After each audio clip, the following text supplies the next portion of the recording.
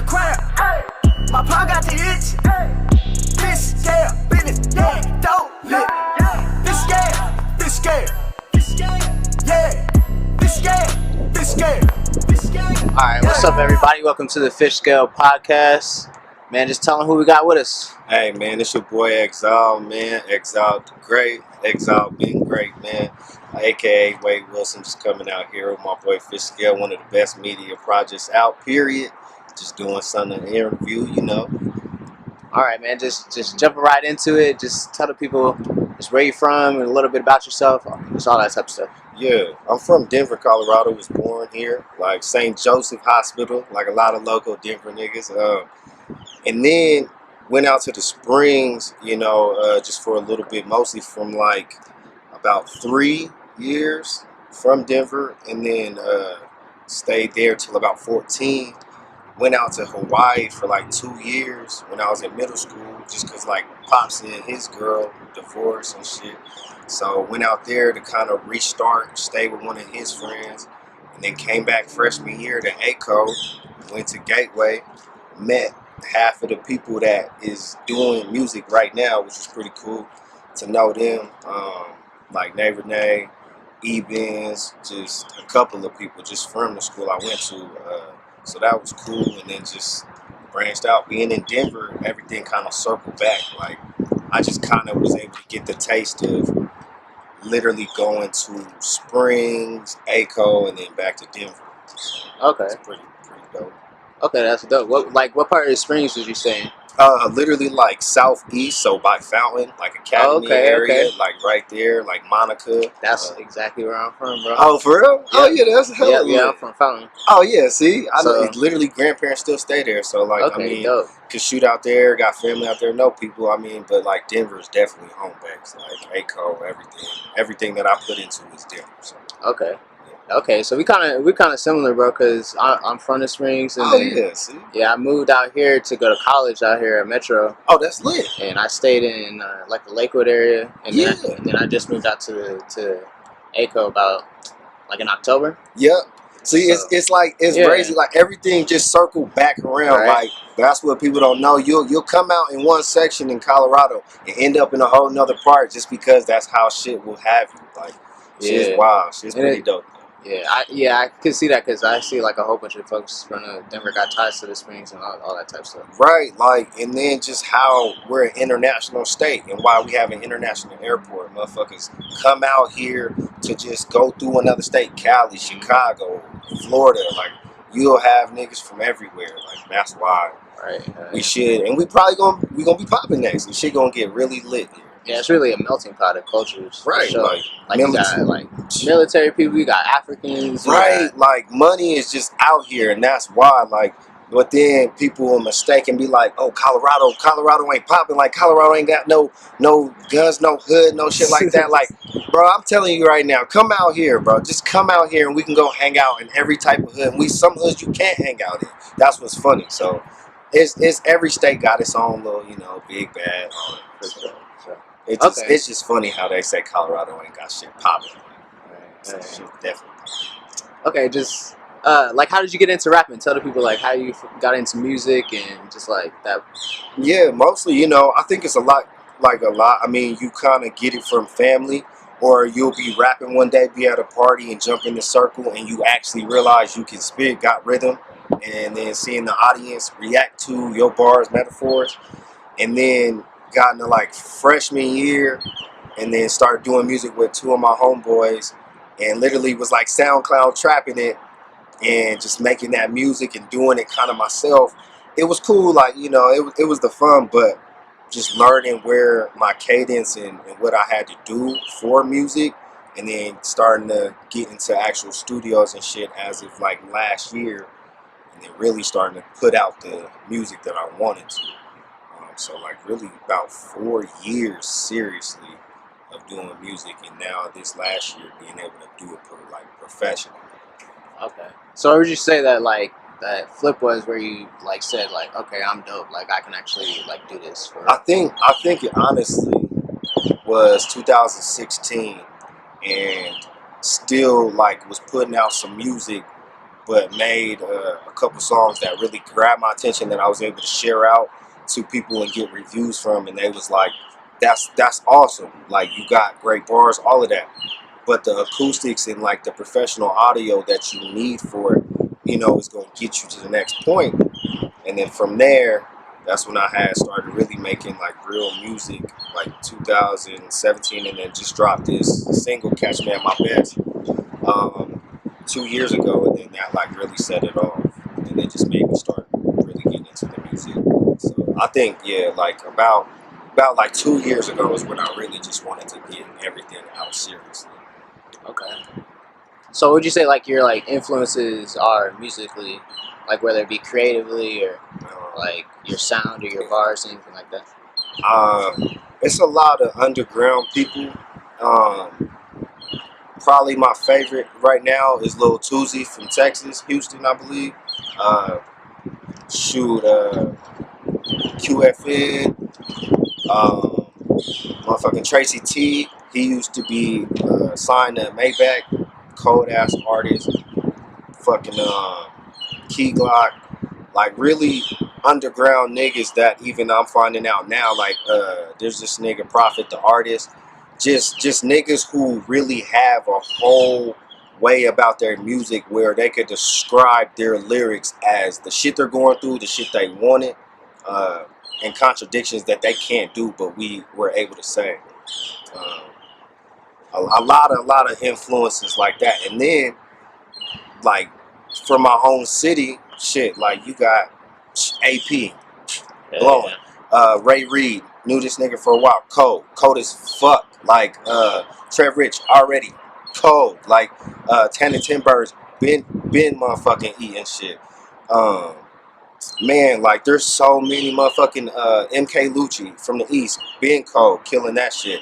You got Crazy K from Montbello, motherfucking, I believe Don P too, but it's so many motherfuckers. Young Doe, Interstate Ike, Bellside, Hawkman, them niggas is all legends. Like, it's so many people out here, like really that gave influence, like to where they're doing it self-made. So it just was like, it's better. Go ahead and do it. Do it for yourself. So I always like to say that like this music shit is a business for sure, and like as an artist, you're like the product. You know what I'm saying? Right. So where would you say you get like your business influence from? The acumen honestly had to kind of be from myself, from being job to job, leaving high school and seeing what money and how business operates and how being the product, like you said, and then as well as your environment, being in certain places, you have to be able to be that product and be a positivity and gain bread, like literally out of any means. And like really, you got to be money smart. You got to be money smart. All right, just getting back into it. What were we talking about? Oh yeah, just business influence. Yeah. But really, just like I think it was the failed experiences of having to learn what I had to do in order to be able to either like promote myself or to financially just be stable. And of course, everybody I think is just doing that. Like that's a daily thing that we trying to do, just being able to be financially stable, whatever means that possibly is. And influences. Like it's not. I couldn't even say it would be a person. It would definitely be experiences, like just straight experiences that either I succeeded in, whether it was finessing, or it was straight legal terms, and I was doing it in that means, as in working, or I was literally putting in profit for my own self and fashion, or stock, or making a business trade where I had got money back from that residual, anything of that means, then that's what I got influenced by. Okay, for sure. I love it. Yeah. Would you say you have like any like mentors in this music shit, or just in general, maybe in life? It's sad. It's so sad to say. I really don't. Like I wish I kind of did have somebody that was like I could just go to and that's been killing it in the game. Like I mean, I got some homies. They still do it and shit. But like, I mean, I'm old enough to where I'm already pretty smart and knowledgeable, and I could go and try to just find out myself. But I've never had anybody that was like, let me take him under the wing because I already see what he got.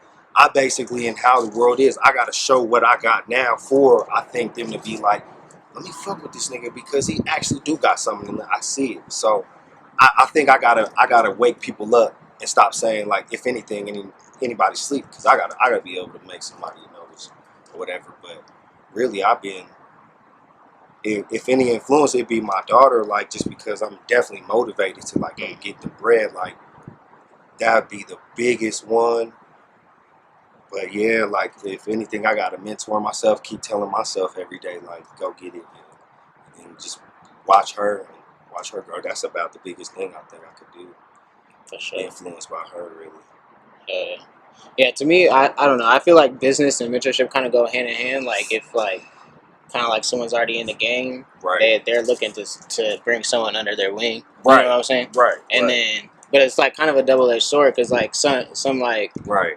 some people are kind of hesitant to take like advice or mentorship. You know what I'm saying? But I feel like it's so important when it comes to business or music in general. You know what I'm Right, saying? yeah, because I don't, you can't be too, like just fucking hardened and like tense, and you can't take no criticism because you got to be able to accept that, especially coming to the music game, to where some people gonna want you to actually change up a little bit, about your style, but of course, don't change necessarily like your roots and like the ingredients that got you them to notice you. Like you got to stick to, of course, you. But you definitely you can't just be like too hard not to be able to be like, I can't take criticism, or you just stubborn as fuck. Like, I ain't gonna help you nowhere, period. For sure. Yeah, So talk about your new tape, man. Just tell the people all about it. Oh man, like 8-track, RP Kobe had to do 8 at least for this, definitely first one. And really wanted to be able to give the mix of, I think, every type of generation, like, as in it could be, if you think you more a 90s baby, I got that feel on that. If you 2010, I got a song where it make you dance on that, Joan. That's Altitude. Like, if you want something that's a little bit more powerful into our message, I would say that's my first intro, which is Not Silent. And then just the rewards of actually being black, I would definitely say my Coronation is the second track, which is a video coming out for that, definitely, because like that's, I think, gonna be a powerful one. It's a statement that shows the authority and the struggle that kind of what we go through, but the pride that we should have as being colored. So, and then just my time to step up and actually show. So it's the Coronation. Yeah, and definitely gonna pop out at least like 2 videos for this tape. Definitely gonna get some merch for at least the cover album, to put that on t-shirts, slap it everywhere. But yeah, I think it's gonna be a little set in stone. But my next one, I'm already looking for my next one. So like, as much as I love Wait and See, this next one I definitely feel like it's gonna be hot for sure. Okay. So how would you describe your sound to someone who like hasn't heard you before? Like, how would you describe your sound? Like, I know you just said it was kind of various. Yeah, definitely. Like, I would definitely say it's on the tempo to be like West Coast more so, and Texas influence, to where I'm gonna hit you with bar after bar if I want, or I can slow it down to 2 punch, definitely, and just be able to let you ride and smooth through it. Like I would say, like the closest you could. I mean, like. Everybody's so different, my own style. So like, I can't really compare my lyrics to anybody. Sure. I could say they would jump to maybe maybe a Lil Tuzi or a Key Glock.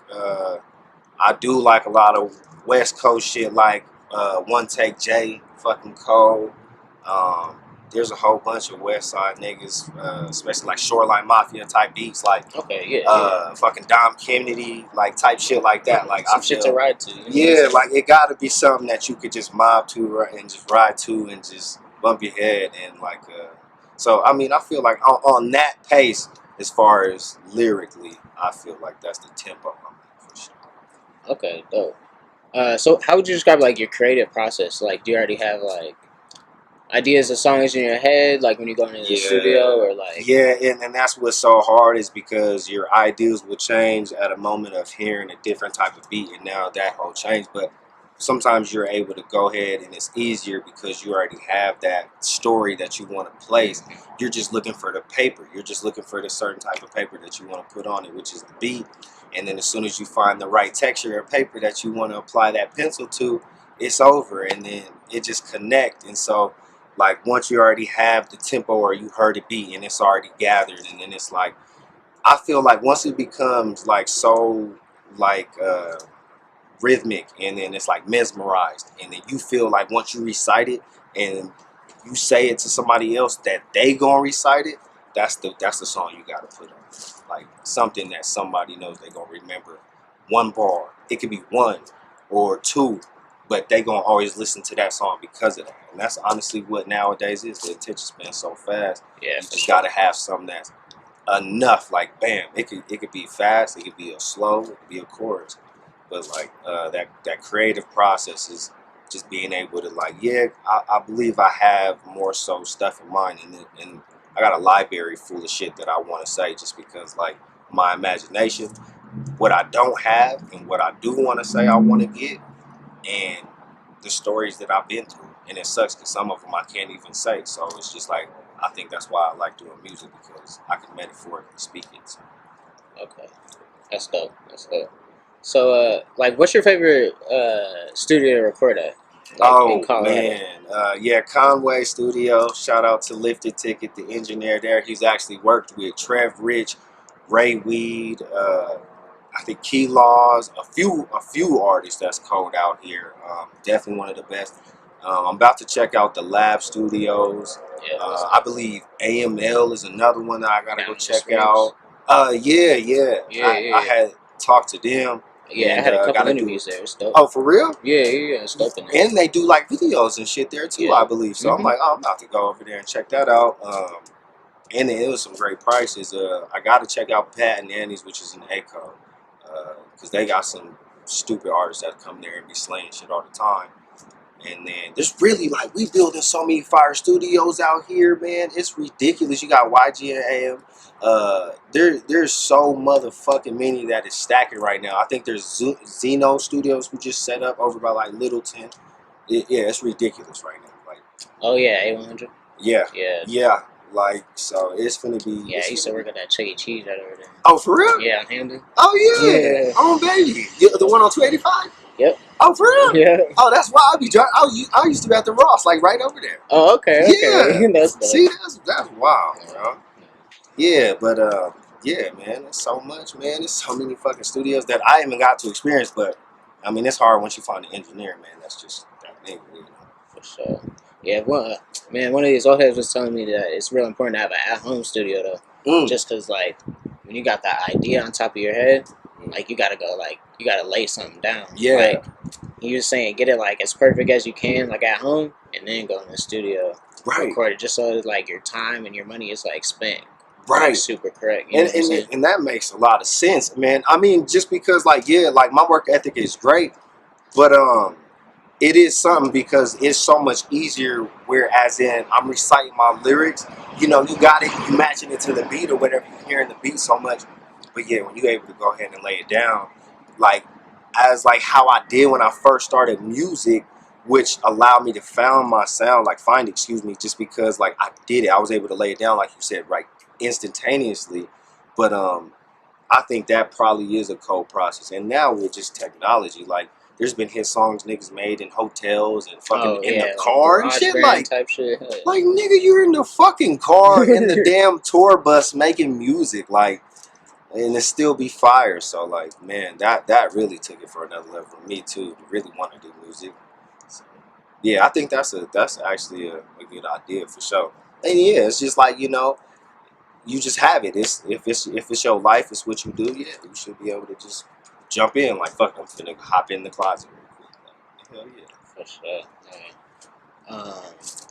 Man, like, what's next for you? What's your next moves? Like, what's the next on top of your head? At the moment? I know, just pushing out stupid singles, and that's what's been big. I got a lot of features that I've been tapping in with. My boy Dom G, finna get a song with him. There's a female Denver artist. Her name is J Bella. Go check her out on Instagram as well as Dom G on there. supposed to do something with my nigga Vinny T. He from the Springs just did a single with Black Pegasus down there. Stupid artist, man, that I done touched in with, man. I don't even want to get into the exclusives because I really want to be able to solidify that rapport with them and actually get that feature done. But for the names that I definitely said, it's going down. And then just really these videos trying to pop out. Already locked in with Who the Shooter. Everybody damn near know who that is. Pablo Hendricks, just locked in with him, literally. Finna be stupid motherfucking visual movies coming out like in the next 2 months. So like that, and then birthdays in November, dropping the tape in November. So really trying to grind like all of these artists that I am influenced by, because people really be sleeping on Denver, like big sleep. Yeah, Colorado is finna be just on a whole nother level, man. Like, the talent is ridiculous out here. So, like, I just got to be able to stay the course and stay the grind, and I already feel like I'm doing that. I'm just, you know, the new freshman, basically, on the scene. So, I got to be able to make statements, for sure, for sure. Most definitely. Okay. So, what would you say, how should I phrase this? Like, what are some adversities that you went through that kind of made you the person you are today? I think, honestly, just being young and not having the accessibility to have all the financial kind of rewards, or being able to be stable completely, to be like I could rely on family, because my family was still going through it, or they was trying to get to where they're trying to get, literally still, to be able to help family and family on. So like, it's honestly a generational curse to be able to set yourself up so that your whole legacy, anybody beyond you, could be straight. And so that's what I had to suffer from niggas not making the moves or being talented, but we procrastinated or not doing what we're supposed to do to actually get there, like, or not having the financial ability to be able to pay for the things to showcase our talent.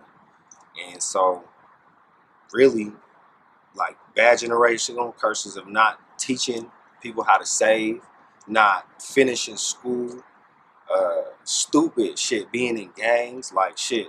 I mean, my gang is literally, I mean, my whole family is affiliated with gangs, like literally, like both colors. So like, I mean, from the Springs, I got blue. From up here, straight red. So it's like, I mean, and I know niggas up here that's straight Crip, so, or straight blood. So like, it's just ridiculous. It's literally generational curses and having to be born in the shit, and you not having the choice to be like, oh, like, I could go ask grandma for a rack right now, or I could go do this. Like, I didn't have to do that. I left school just to go ahead and get money, like, cause I was finna have a kid, like. So like, I mean, it was choices, but like, I mean, I ain't have nothing given, like, not even a little bit. Like, it was seeing everybody have to work to get it, check by check, check by check. I'm like, I don't want to do that. I can't do that. I gotta literally do what I want to make me happy, like, no matter what. And the bread's coming, so like, shit, obviously something working. So. Right. I feel like sometimes it's a blessing and a curse, cause like, it makes you get that hustle and that like itch to be like I'm not trying to do like this regular type shit. I'm not trying to, like, and because I've done it for like almost 10 years of my life, like, working, and I'm not trying to do the exact same thing like my family did. And then we say we talented and yada yada. Why didn't you showcase or do nothing with it? Why didn't you put your bread forward? Why didn't you stack up to put the bread towards what you feel like you should be out there? Like, you basically sold yourself so short because you sat there and said, I'm this, I'm that, but then I didn't put the bread in myself. Like, I'm obviously not that. Like, so I don't, like, I was just like, I gotta cut the ties with the generational curses of either not doing what we're supposed to do or just not having. And I'm not finna have no more. I can't do that. For sure. And then, like, I feel like it's also like your parents can only really teach you so much if they've only gotten to a certain level. You know what I'm saying? You feel me? They're only gonna give you like certain advice. You know what I mean? Even if they are like quote unquote successful, they're not at the level you want to be at. Right, and then it's like, like exactly, they can only show you or teach you what they've been through, let alone, and then that's why you get dished out so fast because you got to go learn your own experiences, and then you get into shit because either you see the money faster than they did, or you get in that portion of life where you did either succeed or you just kind of getting there still. So, I mean, I'm just like, yeah, like I just got to be able to sustain and be able to go forward without having to think about either past experiences or shit that's trying to weigh you down because you're not in the perfect position. Like, nobody's in the perfect position. There's people worse than me, in a worse position than me, but eating right now, breaded, like straight breaded. So there's no excuse. Like, there's no excuse whether you had silver spoons or straight bronze or in the bucket. Like, it don't matter. So what would you say your why is? Like, why do you do this? Like, why do you do music? Or, like, what is your why that keeps driving you? Because I know, like, sometimes shit can get hard, like, be discouraging at times, but, like, what makes you keep going? Right, and I think that definitely plays a part because, like, I know you just get hate whether you're bad or good, and so, you know, like, to stay encouraged to do music, I really just feel like I really do believe in my talent. Like, I really do believe the way I put shit together and the way that I could feel music is in a whole nother different, genuine way to where when I'm actually able to display it in my perception, that I feel like I feel and believe others are going to believe that message or feel that vibe. Like, I really feel like it's in the faith of my works and what I'm putting in.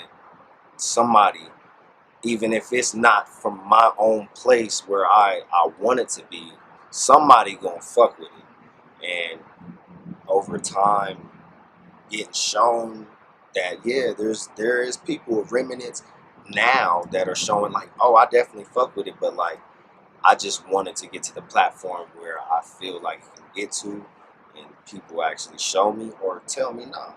But it's funny, like we got people in clown hair and all this other shit doing the craziest shit I've ever seen out in music. So like, if that's selling, I think real hip hop can still sell too. So I don't know. But the why is, yeah, like, still doing real music. Like, real music is still alive. Like, that's, I think, the number one. And then just the second is the faith in my works. I believe what I got to sell is somebody gonna buy it, or a lot of people gonna buy it. So. For sure. I think it's all about, like, finding your target audience and then like catering to them almost. And, you know what I'm saying? Yep. Because like what you just said, like 6ix9ine, like, I'm sure he doesn't care like what like everyone else thinks. But his audience, like, he cares about like whoever's watching. You feel what I'm saying? You gonna pay me. Like, it don't matter whether you gonna pay me, and that's the thing. It's like I would never support none of your shit.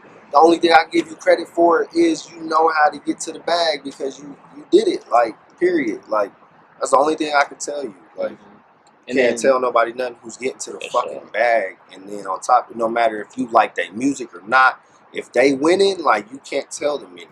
So that's definitely. And then like a lot of these underground artists, like, they have their fan base, right, and that's it. Like, they don't even have to pop because they could go on tour, they could sell merch, right, they could eat off their streams, and that's why I really do like fuck with underground artists. If you were to never make it or nothing, if you were to never hit a record on the commercial radio, I'm going to fuck with you and damn near buy your shit still because, like, bro, that's what it is about, and that's what I was taught. Like, you gotta get your own people, your section to fuck with you. That's why big artists still are trying to get back in where they're from or their section because it's so important for your hometown to fuck with you.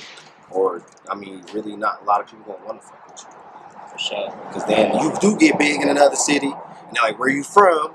And they're asking on interviews and shit. And then it's like, damn, you kind of shallow to not even want to say you're on state or you don't want to go back there. Why not? Like, yeah, I mean, it's for sure. Yeah.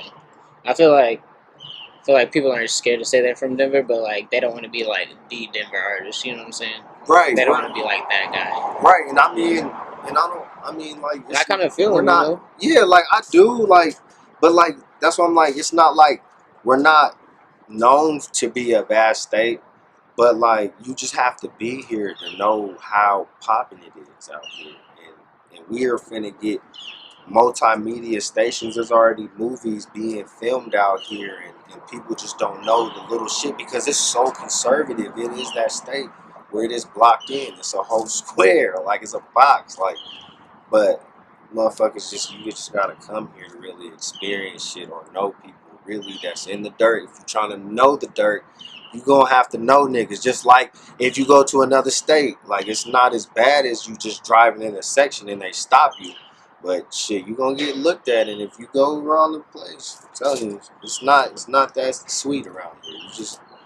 It's just nicer. It's just a lot nicer. It's just, yeah, one thing about Colorado that people don't realize is that the like neighborhood may like look nice with like some nice houses or whatever, but like it should be sliding. Yeah, bro, I'm telling you, somebody gonna pull up next to you and you gonna be like, and they gonna know you're not from here. Like, so it's funny, bro. Like we got some Looney Tunes out here, real weird weirdos, man. So you got to be careful, just like any other state. But like I said, we're not no Florida or no Chicago, but like Colorado, Denver, and Springs, and please, you better go check the murder rate. You better go check the news and see how many people just died in the past weeks and shit. You better go check. Shoot, someone just died in Montbella today. It was today. 5 people got hit. The other, was it like a week ago?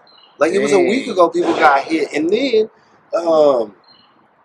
my nigga's cousin, R.I.P. man, just got killed in ACO.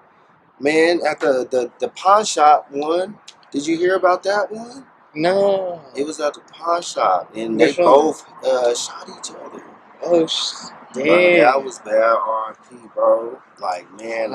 Someone just died today, too. Man, it's been active, bro. Like, summer just started. That's what niggas don't know, but for sure.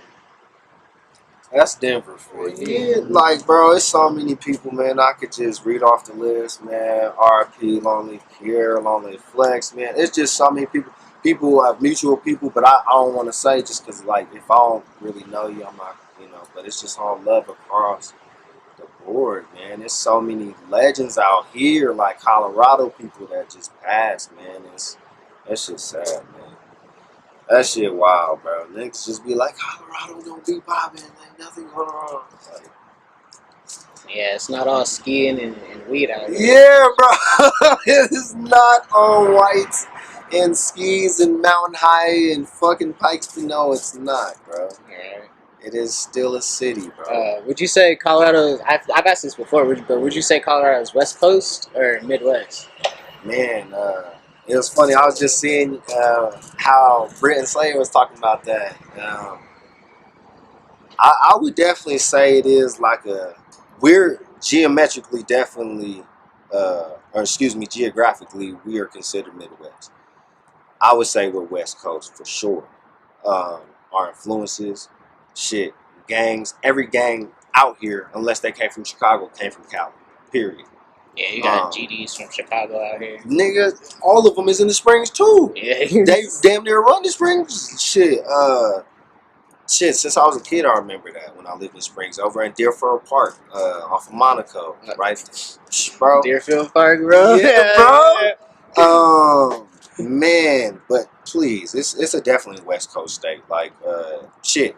I just was watching Street Nerds TV. Filthy said he fuck with most of Bellside niggas. Like, so it's a West Coast thing. Like, for sure. Like, for sure. We just like niggas just come out here, they chill, like they kick it in their hotel, like bro was saying, like they don't really tap in like I know of with like the hoods. I know some of them probably definitely for sure. Like I know probably in Park Hill for sure, but like I mean yeah, not a lot of that I know that I be really like, oh, we got this nigga out here, we got such and such out here with the turf, and or in the east side we got this. Like I don't really see it so much. So like it'd be tight if more big rappers come out here and be like start fucking with who they say they fuck with. Be tight. Yeah, I feel like a lot of the like outside media people have tapped in with us. You know what I'm saying? And that's like, where it's like Say Cheese, Sperry Springer, all them. Like, they've tapped in with us for sure, showed us a lot of love. Yeah, man, and I actually try to definitely gonna work with them. Just got to get the funds to be able to do so and shit. So, the media is fucking dope as fuck right now, and I'm seeing it from like every avenue, like the Springs, and literally here, and the video photographers getting more fucking fire and recognition every day by the minute. Yeah, I about to say these visuals out here are going crazy. That's what's really gonna set us apart, bro. Cause like these visuals, like people gotta see the culture, bro. Like yeah, and that's why it's like you got the videos in the kitchens, bro, cooking up. You got the videos with the bitches downtown. like shit, bro. The only thing we can't do is put them in the strip clubs. That's why we're going to y'all states, because y'all could do that shit. Like we can't do that here because they that locked down on us. Like nigga, there's so much shit we can't do. Like y'all gotta realize it's a fed state, my nigga. So everything has to be put under their table, my nigga. Like I ain't even finna put niggas on game, bro. Like I can't tell niggas the secrets. It's real out here, and you have to be on your P's and fucking Q's out here. Period. Or you're going to get caught. You're going to get indicted. You're going to get put. Like, period. Like, it's fucked out here. You got to be on your shit out here. for sure. Definitely. Yeah, man. It's a pleasure, man. This shit was dope as shit, bro. Like, for real. Yeah, I mean, that's all the questions I got. Is there anything else you want to, like, address, you want to get into or talk about? Man, like, just definitely promote your tape a little more. Man, just please, man. It dropped literally 2 days ago, on July 4th. Literally, wait and see. It's on every platform, Spotify. Go look at it on YouTube. Just hit in Xiled, Xiled. Literally, it's on everything. It's on motherfucking Tidal. It just went on Deezer. It's finna be on Radio Heart, like iHeart Radio. It's finna be on Napster. Anything you can think of, man, go get it, go download it, go preview it. Just check me out. And my latest video for Catch Me at My Best, which is on Wait and See. Definitely just dropped. That shit was fire, man. Even got mentions from Tanner because I had a show out just like that man do. But it was fun, man. Definitely just check me out. And there's so much more coming. These 2 next videos that's finna pop out, it's finna be stupid fire. So please stay tuned. Oh yeah, and if you don't check in with Fishscale Media, man, you fucking dumb. You sleep as fuck, man. Go check in with this, man. He the best, man. Man, we got the shits coming in Colorado for sure, for sure. I appreciate you, bro. Oh, man, everybody go check out Xiled on everything, bro. All right, man. Have a good one, y'all. The crowd, my paw got the itch. Fishscale, business, yeah.